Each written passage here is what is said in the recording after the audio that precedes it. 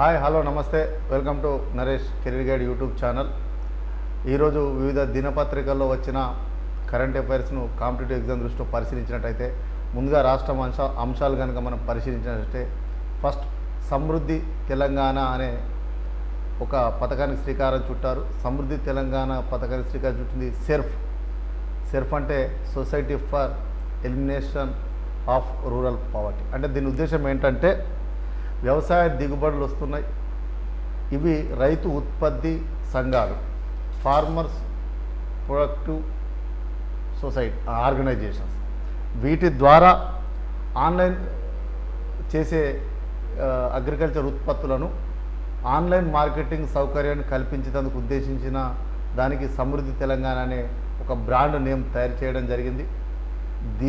ఈ మార్కెటింగ్ ఉత్పత్తులు ఈ ఏదైతే రైతు ఉత్పత్తి సంఘాలు మరియు అలాగే మహిళా సంఘాలు ఎస్హెచ్జి ద్వారా కూడా ఉత్పత్తి అయ్యే వస్తువులను కూడా ఆన్లైన్ ద్వారా మార్కెటింగ్ సౌకర్యం కోసం ఫ్లిప్కార్ట్ తోటి కూడా ఒప్పందం కూర్చుకోవడం జరిగింది.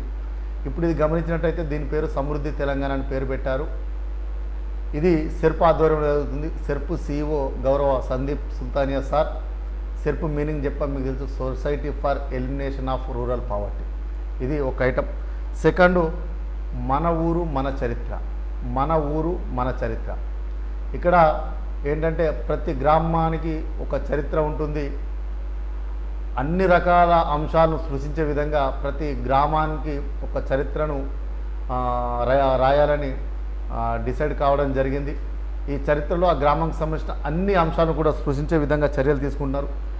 ఈ తరం ఆలోచనలు కూడా ఊరు వైపు మళ్ళే విధంగా, అంటే మా గ్రామంకి ఇంత చరిత్ర ఉంది, మా గ్రామం యొక్క ప్రాధాన్యత, మా గ్రామంలో ఇంతమంది అభివృద్ధి చెందారు, ఇంత మంది మంచి పొజిషన్లో ఉన్నారన్న పాయింట్ ఆఫ్లో చారిత్రకంగా ప్లస్ ఏ రకంగా గ్రామం దశల వారీగా మార్పులు వచ్చాయన్న పాయింట్ ఆఫ్లో చరిత్ర రాసేందుకు మనకు తెలంగాణ సాహిత్య అకాడమీ తగిన చర్యలు తీసుకోవడం జరిగింది. దీని పేరు మన ఊరు మన చరిత్ర అని పెట్టారు. ఇక్కడ తెలంగాణ సాహిత్య అకాడమీ అని పాయింట్ వచ్చినప్పుడు దీనికి చైర్మన్గా గౌరవ జూలూరి గౌరీశంకర్ గారు ఉండడం జరిగింది. ఇది సెకండ్ ఐటమ్గా మనం ఒకటి చూడొచ్చు. అలాగే మీకు తెలుసు సురవరం ప్రతాపరెడ్డి 126వ జయంతి. సురవరం ప్రతాపరెడ్డి 126వ జయంతి. ఇతను మే 18, 1896లో జన్మించడం జరిగింది. తెలంగాణ వైతాళికుడు, సామాజికవేత్త, పత్రిక అధినేత, బహుముఖ ప్రజ్ఞాశాలిగా సురవరం ప్రతాపరెడ్డి గారు తన సేవలు చేశారు. అంత ప్రతిభ అంటే జ్ఞాన అంటే అంత బహుముఖ ప్రజ్ఞాశాలి ఈయన. ఈ జయంతి ఉత్సవాల సందర్భంగా ఒక 6 సురవరం ప్రతాపరెడ్డి యొక్క పురస్కారాలను అందించడం జరిగింది. ఇక్కడ మనం సురవరం ప్రతాపరెడ్డి గారి గురించి ఒక అంశాన్ని మనం కాంపిటేటివ్ దృష్టిలో పరిశీలించినప్పుడు తిన అనేక రకాలుగా చాలా అంటే 2-3 రకాల పత్రికలకు అధినేతగా ఉన్నాడు. చాలా రకాల చారిత్రక పుస్తకాలు రచించడం జరిగింది. అందులో ముఖ్యమైనది ఆంధ్రుల సాంఘిక చరిత్ర 1955. ఆంధ్రుల సాంఘిక చరిత్ర 1955. దీన్ని కనుక మనము అంటే దీని ఇంపార్టెన్స్ ఏంటంటే కేంద్ర సాహిత్య అకాడమీ పొందిన మొట్టమొదటి తెలుగు వ్యక్తి సురవరం ప్రతాపరెడ్డి. అది ఈ పుస్తకానికి రావడం జరిగింది. ఇది ఒక అంశంగా మనం ఈరోజు గమనించవచ్చు. ఇంకోటి మీకు తెలుసు, తెలంగాణ ఆహార కమిషన్ అనేది తెలంగాణ ప్రభుత్వం 2011లో ఏర్పాటు చేయడం జరిగింది. దీని కాల పరిమితి 5 సంవత్సరాలు. తెలంగాణ ఫుడ్ కమిషన్గా పేర్కొంటారు. ప్రతి 5 సంవత్సరాలకు ఒకసారి ఒక చైర్మన్ 4 సభ్యులతో ఏర్పాటు చేస్తారు. అయితే 2022 ఈ సంవత్సరంలో దీని కాలం పూర్తయింది. అయితే ఎవరైతే చైర్మన్ సభ్యులు ఉన్నారో అంటే దీని యొక్క కాల పరిమితి ఎలా ఉంటుందంటే ఈ యొక్క సభ్యుల కాలం 5 సంవత్సరాలు లేదా 65 సంవత్సరాలు, ఏది ముందైతే అది వాళ్ళు రిటైర్ కావడం జరుగుతుంది. అయితే గౌరవ మన తెలంగాణ ప్రభుత్వం తెలంగాణ ఆహార కమిషన్ను అవే సభ్యులతోటి పునర్నియామకం చేపట్టడం జరిగింది. అంటే అదే సభ్యులు మళ్ళీ 5 సంవత్సరాల పాటు వీళ్ళు కొనసాగుతారు, లేదా 65 సంవత్సరాలు నిండిన తర్వాత వాళ్ళు రిటైర్ కావడం జరుగుతుంది. ఇప్పుడు తెలంగాణ ఫుడ్ కమిషన్ మనం చైర్మన్ కనుక మనం గమనించినట్టయితే తిరుమల రెడ్డి గారు, సభ్యులు కనుక గమనించినట్టయితే ఓరగంటి ఆనంద్, గోవర్ధన్ రెడ్డి, శారద భారతి. ఇది తెలంగాణ ఫుడ్ కమిషన్ తొలి తెలంగాణ ఆహార కమిషన్ను 2011లో ఏర్పాటు చేశారు. ఇది ఒక అంశం. ఇంకొకటి ఇది చాలా చిన్న వార్త అయినా కూడా ఒక్కోసారి ఇంపార్టెంట్ కావచ్చు. Guinness record. ఈ గిన్నిస్ రికార్డు జైత్యాల జిల్లాకు చెందిన డాక్టర్ గుర్రం దయాకర్ గారికి రావడం జరిగింది. ఈయన చేసిన అంశం ఏంటంటే అతి సూక్ష్మంగా ఉన్న ఎలకల బోన్ను తయారు చేయడం జరిగింది. అతి సూక్ష్మంగా ఉన్న ఎలకల బోను ఈయన ఇప్పటి వరకే చాలా రకాల పురస్కారాలు అందుకున్నాడు. ఇది గిన్నిస్ రికార్డుగా ఇటీవల ప్రాచుర్యం పొందిన అంశం కాబట్టి గుర్రం దయాకర్ జైత్యాల జిల్లాకు చెందిన వారు గిన్నిస్ రికార్డు సాధించడం జరిగింది. ఇదొక అంశం. అలాగే మామూలుగా పత్తి సాగు అనేది మనకు వర్షాధారితమైన పంట వర్షాకాలంలో చేయడం జరుగుతుంది. ఇక్కడ యాసంగిలో పత్తి సాగు అంటే ఎండాకాలంలో పత్తి సాగు అంటే ఇక్కడ మనం గమనించినప్పుడు మంచిర్యాల జిల్లా రైతులు రాష్ట్రంలోనే తొలిసారిగా ఈ 37 ఎకరాలలో ఈ పంటను విజయవంతంగా పండించడం జరిగింది. ఒక్క ఎకరానికి దాదాపు 1 లక్షకు పైన వాళ్ళు ఆర్జించడం జరిగింది. ఇక్కడ గమనించినట్టయితే మామూలుగా దీని ఇంపార్టెంట్ అంటే వర్షాధారంగా రబీలో సాగయ్యే పత్తి పంటను తొలిసారిగా యాసంగిలో వీళ్ళు పండించడం జరిగింది. ఇది 37 ఎకరాలలో పండించారు. అంటే ఎప్పుడైతే మన గౌరవ తెలంగాణ ప్రభుత్వం మీకు తెలుసు మన దగ్గర ముఖ్యమైన ఆహార పంట ప్లస్ ఎక్కువ మొత్తంలో పండేది వరి. అయితే ప్రత్యామ్నాయ పంటలు ఇతర పంటల వైపు రైతులు మళ్లించాలనుకుని ప్రభుత్వం సంకల్పించుకున్నప్పుడు రైతుల్ని ఎడ్యుకేట్ చేసుకున్న క్రమంలో మంచిర్యాల రైతులు ఈ పంటను ఎండాకాలంలో యాసంగిలో వేసి విజయం సాధించడం వల్ల నెక్స్ట్ కూడా మన రైతులు ఈ పంట వైపు కొంతమంది ప్రత్యామ్నాయంగా మలిగే అవకాశం ఉంది. కాబట్టి ఇదొక మంచి న్యూస్గా మనం ఈరోజు పేపర్లో కవరేజ్గా మనం చూడవచ్చు. అలాగే జాతీయ అంశాలు కనుక మనం గమనించినట్టయితే ఐఎన్ఎస్ గోమతి అనే నౌక 1988లో భారత నౌకాదళంలో చేరింది. తన యొక్క విశిష్టమైన సేవలను దాదాపు 34 సంవత్సరాల పాటు అందించింది. దీని ఇది ఏంటంటే గోదావరి క్లాస్ గైడెడ్ మిస్సైల్ ఫ్రీగేట్ నౌకగా దీన్ని పేర్కొనడం జరుగుతుంది. ఇది 34 సంవత్సరాలు సేవలు అందించింది. నిన్న శనివారం నాడు దీని యొక్క సేవలు ముగిసి దీనికి వీడ్కోలు పలకడం జరిగింది. అంటే కొన్నింటికి కొంత కాల పరిమితి ఉంటుంది కాబట్టి దాని యొక్క సేవలు ముగిసినట్టుగా పేర్కొనడం జరిగి దానికి గౌరవ వందనం చేయడం జరిగింది. ఇది ఇప్పుడు లక్నోలోని గోమతి నది తీరంలో ఓపెన్ మ్యూజియంగా దీన్ని ఏర్పాటు చేయనున్నారు. ఇది ఐఎన్ఎస్ గోమతికి సంబంధించిన అంశంగా మనం ఇక్కడ గమనించవచ్చు. అలాగే మనము ఇంకొకటి చూసుకున్నట్టయితే లోక్ అదాలత్ ఇచ్చే అవార్డు పైన హైకోర్టు తీర్పు ఇవ్వడం జరిగింది. మీకు తెలుసు లోక్ అదాలతులు జిల్లాలలో అప్పుడప్పుడు టైం షెడ్యూల్ ఇచ్చి పెట్టడం జరిగింది. దీని ఉద్దేశం ఏంటంటే రాజీ మార్గం ద్వారా అంటే ఏదైనా వివిధ రకాల కేసులు వస్తాయి, ఇవన్నీ టైం బౌండెడ్ ఉంటాయి. కానీ ఏదైనా రాజీ మార్గమే ఉత్తమ మార్గం అని గౌరవ సుప్రీంకోర్టు ప్రధాన న్యాయమూర్తి గారు కూడా పేర్కొనడం జరిగింది. దీని ఉద్దేశంలో లోక్ అదాలత్లో చాలా మట్టి కేసులు జరుగుతాయి. అయితే ఇక్కడ లోక్ అదాలత్లో ఒక కేసులో రాజీ కుదిరింది. ఆ కుదిరిన దానిపై ఏమన్నా అభ్యంతరాలు ఉంటే లోకల్ కోర్టులు అంటే కింది స్థాయి కోర్టులు జిల్లా కావచ్చు సివిల్ కోర్టు లాంటివి పోకుండా వీటికి సంబంధించిన ఏదైనా హైకోర్టులోనే తేల్చుకోవాలి, హైకోర్టులోనే అప్పీల్ చేసుకోవాలని హైకోర్టు పేర్కొనడం జరిగింది. ఇది ఆర్టికల్ 226 ప్రకారం హైకోర్టుకు మాత్రమే ఈ లోక్ అదాలత్లో అవార్డు రాజీ కుదిరించిన తర్వాత అంటే రాజీ ఒప్పందం అంటే అవార్డు అంటాం దీన్ని, కుదిరిన తర్వాత ఏమన్నా ప్రాబ్లం ఉంటే మాత్రం హైకోర్టుకు వెళ్ళాలి. ఆర్టికల్ అంటే భారత రాజ్యాంగంలోని ఆర్టికల్ 226 ప్రకారం అని పేర్కొంటూనే ఇది గతంలో సుప్రీంకోర్టు ఇచ్చిన 2 కేసులను ఉదాహరించడం జరిగింది. ఇందులో ఆ 2 కేసులు ఏంటంటే పంజాబ్ వర్సెస్ జలీల్ సింగ్, రెండవది భారవి కన్స్ట్రక్షన్స్ వర్సెస్ ముత్యం రెడ్డి. ఈ 2 కేసుల్లో కూడా ఈ తీర్పు వచ్చింది. కాబట్టి దీని పాయింట్ ఆఫ్లోనే ఖచ్చితంగా ఈ అవార్డు పైన ఏదన్నా మళ్ళీ ఫర్దర్గా వెళ్ళాలనుకున్నప్పుడు హైకోర్టుకి వెళ్ళని పేర్కొనడం జరిగింది. ఈరోజు ఒక ప్రముఖ కేసుగా మనం చూడవచ్చు. సెకండ్, ఏదైతే వారణాసిలో జ్ఞానవాపిలో శివలింగం మసీదు ఏదైతే వివాదం ఇష్యూ ఉందో దాని తర్వాత క్రమంలో ప్రార్థనా స్థలాల చట్టం 1991 అనేది ఫోకస్ కావడం జరిగింది. ఇది వార్తల్లోకి రావడం జరిగింది. అయితే దీని పాయింట్ ఆఫ్లో ఈ చర్చ జరుగుతున్న క్రమంలో దీంట్లో కొన్ని సెక్షన్లు అంటే చట్టం ముందు అందరూ సమానమే అన్న భావనను ఇది ఉల్లంఘిస్తుందన్న ఉద్దేశంతో, అలాగే మన దేశంలో అన్ని మతాలు, అన్ని ప్రార్థన, అన్ని రకాల ప్రజలు సమానమే. కానీ ఇక్కడ దీని పాయింట్ ఆఫ్లో కొంచెం వివాదం వచ్చింది. ఇందులో కొన్ని సెక్షన్లు అభ్యంతరంగా ఉన్న ఉద్దేశంతో ఒక వ్యక్తి పిల్ వేయడం జరిగింది. ఆ పిల్ వేసిన వ్యక్తి పేరేంటంటే ఉత్తరప్రదేశ్కి చెందిన దేవకీ నందన్ ఠాగూర్. ఉత్తరప్రదేశ్కు చెందిన దేవకీ నందన్ ఠాగూర్ గారు ప్రార్థనా స్థలాల చట్టం 1991 ఏదైతే కొన్ని సెక్షన్లు ఉల్లంఘన జరిగిందన్న దానిపైన సుప్రీంకోర్టులో పిల్ వేశారు. ఇదొకటి ఇంపార్టెంట్ న్యూస్గా మనం చూడవచ్చు. అలాగే క్రీడలు కనుక గమనించినట్టయితే ఈరోజు ప్రముఖ వార్త వచ్చింది.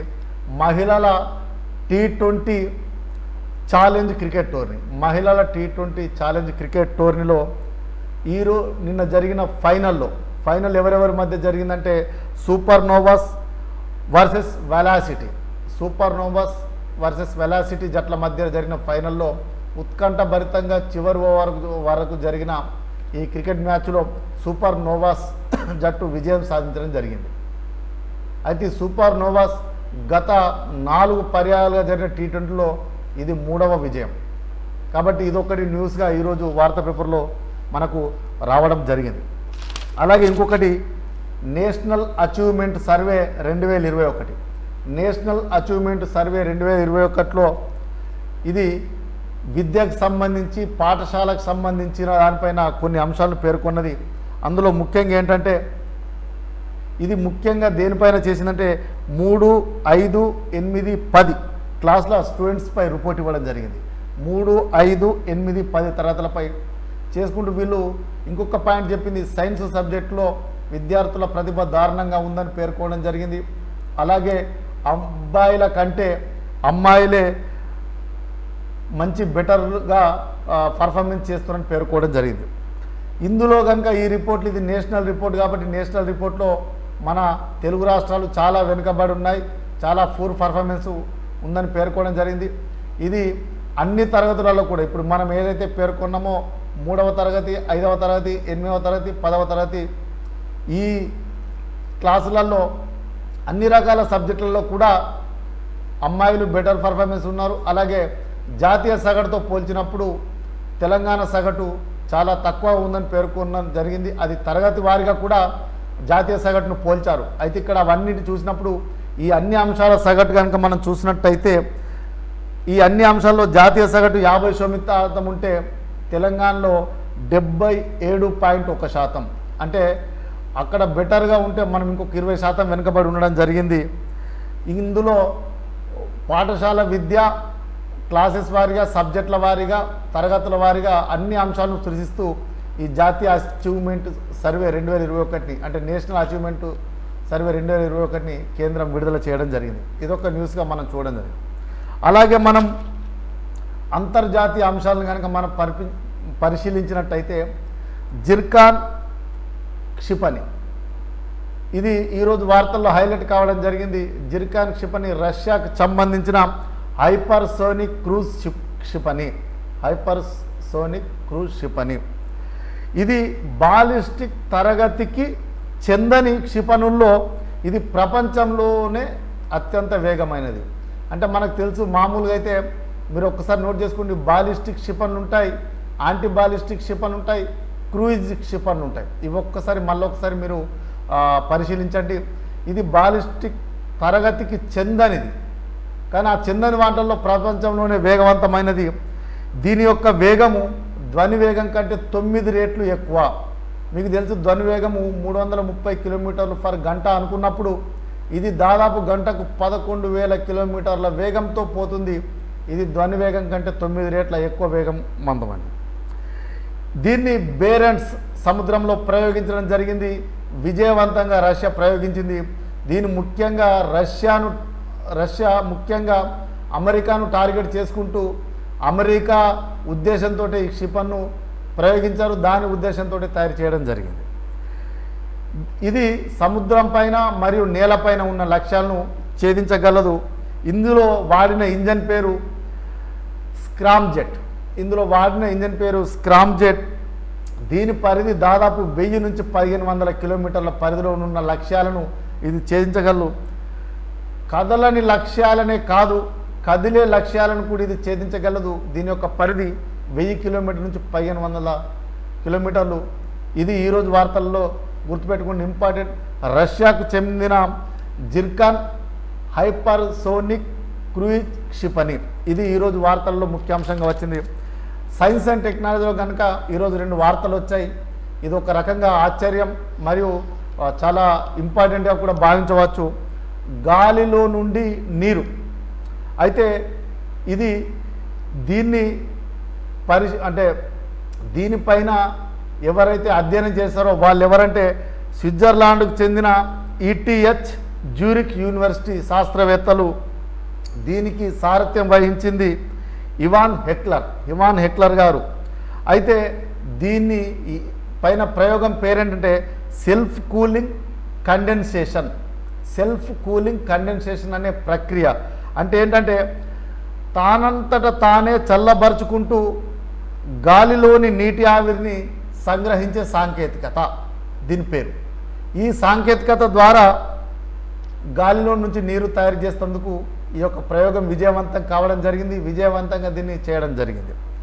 దీనికి అదనంగా ఇంతకుముందు చాలా రకాల ప్రయోగాలు జరిగాయి. బట్ దీనికి మాత్రం అదనంగా ఎలాంటి పరికరాలు కానీ విద్యుత్ కానీ అవసరం లేకుండానే దీన్ని విజయవంతంగా చేయగలిగారు. రోజులో 24 గంటలు కూడా నీటిని పొందవచ్చని ఈ శాస్త్రవేత్తలు రుజువు చేయడం జరిగింది. కాబట్టి గాల్లో నుంచి నీరు అనే ప్రయోగం ఈ సిస్టమ్ ఏ సాంకేతిక ఉపయోగించారంటే సెల్ఫ్ కూలింగ్ కండెన్సేషన్. ఇది ఇంపార్టెంట్గా రావడం జరిగింది. ఇదొక ఐటమ్ ఈరోజు. సెకండ్ ఐటమ్ ఏంటంటే గాలిలో నుండి మాంసం అనే పాయింట్ ఈరోజు రావడం జరిగింది. మనం మామూలుగా మీకు తెలుసు జంతువుల నుంచి మాంసాన్ని తీసుకుంటాం. చాలామంది కొన్ని జంతువుల పాయింట్లో జీవహింస అని కూడా పేర్కొనడం జరుగుతుంది. సెకండ్ ఏంటంటే మొక్కల నుంచి మీకు తెలుసు ముఖ్యంగా మాంసంలో ప్రోటీన్స్ ఎక్కువ ఉంటాయి కాబట్టి మాంసకృతులు అనేవి ఎక్కువ ఉంటాయి కాబట్టి సోయా లాంటివి కానీ మిగతా మొక్కల నుంచి కూడా మాంసాన్ని తయారు చేశారు. చాలా రకాల శాస్త్రవేత్తలు చేశారు, విజయం సాధించారు. ఇప్పుడు గాలి నుంచి నేరుగా మాంసం తయారు చేసే ప్రక్రియను చేపట్టిన సంస్థ ఏంటంటే ఎయిర్ ప్రోటీన్ సంస్థ. మాంసం అంటే గాలిలో నుండి మాంసం తయారు చేసే ప్రక్రియను చేపట్టిన సంస్థ ఎయిర్ ప్రోటీన్ సంస్థ. దీనిపై ఇంతకుముందు కాలంలో నాసా ప్రయోగాలు చేపట్టింది. గత 50 సంవత్సరాలుగా అనేక సంస్థలు ప్రయోగాలు చేపట్టడం జరిగింది. దీని తయారీ విధానం ఎలా ఉంటుందంటే వివిధ పద్ధతుల్లో, అంటే గాలిలో అనేక రకాల సూక్ష్మ కణాలు కానీ ఉపయోగపడని చాలా రకమైన చిన్న చిన్న రేణువు లాంటివి చాలా ఉంటాయి, అది మనకు తెలుసు. వివిధ పద్ధతుల్లో గాలిలోని వాయువులు మూలకాలను సేకరించి అవసరమైన మేర సమ్మిళితం చేసి ఎయిర్ ప్రోటీన్ను రూపొందించారు. దాని తర్వాత ఏంటంటే దానిని ఎయిర్ ప్రోటీన్ను రూపొందించిన తర్వాత దాన్ని శుద్ధి చేసి ఈ ఎయిర్ ప్రోటీన్ సంస్థ దాన్ని శుద్ధి చేసి ఏదైతే సమ్మిళితం చేసి మనం ఏర్పాటు చేశారో దాన్ని శుద్ధి చేసి ఆరబెట్టి ఒక పిండి పదార్థంగా తయారు చేస్తారు. ఆ పిండి పదార్థంగా తయారు చేసిన తర్వాత ఈ ఎయిర్ ప్రోటీన్ పిండితో చికెన్, మటన్, ఫిష్ వంటి వివిధ రకాల మాంసం తరహాలో తయారు చేసుకోవచ్చని పేర్కొనడం జరిగింది. దీన్ని మళ్ళీ ఒకసారి చెప్తున్నా. దీని తయారీ ఏంటంటే ఈ ఎయిర్ ప్రోటీన్ సంస్థ వివిధ పద్ధతుల్లో గాలిలోని వాయువులు మూలకాలను సేకరించి అవసరమైన సమ్మిళితం చేసి ఎయిర్ ప్రోటీన్ అనే దాన్ని రూపొందించారు. ఈ ఎయిర్ ప్రోటీన్ను శుద్ధి చేసి ఆరబెట్టి పిండి పదార్థంగా తయారు చేస్తారు. ఆ ఎయిర్ ప్రోటీన్ పిండితో చికెన్, మటన్, ఫిష్ లాంటి మాంసం తరహాలో తయారు చేయవచ్చని నిరూపించారు. ఇది సాధారణ మాంసం లాగానే ఉంటుంది అని పేర్కొన్నారు. అలాగే పర్యావరణ సహితంగా, అంటే ఉద్దేశం ఏంటంటే గాలిలో చాలా రకాల కాలుష్య కారకాలు ఉంటాయి. అలాంటి కాలుష్య కారకాలకు సంబంధించిన సూక్ష్మ కణాలన్నింటినీ కూడా కొన్ని అంటే దీనికి ఉపయోగించుకొని అటు పర్యావరణానికి మేలు కలిగే విధంగా, ఇటు గాలిలో నుంచి మాంసం తయారు చేసేందుకు ఆ జంతు హింస తగ్గేందుకు కూడా ఉపయోగించే విధంగా దీన్ని రూపొందించడం జరిగింది. ఇవి ఈరోజు ముఖ్యమైన వార్తా అంశాలు. దాదాపు 6 పత్రికల్లో కవర్ అయిన అంశాలుగా మీకు వివరించడం జరిగింది. మీకు తెలుసు, గత 20వ తారీఖు నుంచి డైలీ కరెంట్ అఫైర్ చేస్తున్నాం. చిన్న చిన్న గ్యాప్స్ ఉన్నాయి, చిన్న చిన్న ప్రొనౌన్సియేషన్ మిస్టేక్స్ కావచ్చు, లేకపోతే ఏదన్నా పొరపాటుగా చెప్పినా కూడా క్షమించండి. తప్పకుండా మీ వంతుగా మంచి quality and useful current affairs ఇచ్చే ప్రయత్నం చేస్తా. అంటే మనము అందరం ప్రిపేర్ అవుతున్నాం కాబట్టి ఖచ్చితంగా మన కాంపిటేటివ్ ఎగ్జామ్లో మనం అదనంగా మంచిగా బెనిఫిట్ పొంది, పేపర్ రీడింగ్ మీరు ఎంత తక్కువ చేసుకున్నా నేను ఖచ్చితంగా అన్ని పేపర్లో కొంచెం లేట్ అయినా కానీ టైం కొంచెం సపోర్ట్ చేయకుండా ఖచ్చితంగా దాదాపు ఒక 5 నుంచి 6 రకాల పేపర్ నుంచి న్యూస్ కవర్ చేసి ఎగ్జామ్ ఓరియంటేషన్తో మీకు అందించే ప్రయత్నం చేస్తా. మీ అందరి సపోర్ట్ ఇలాగే ఉండాలని కోరుకుంటున్నాను. Wish all the best. Thank you very much. నమస్కారం.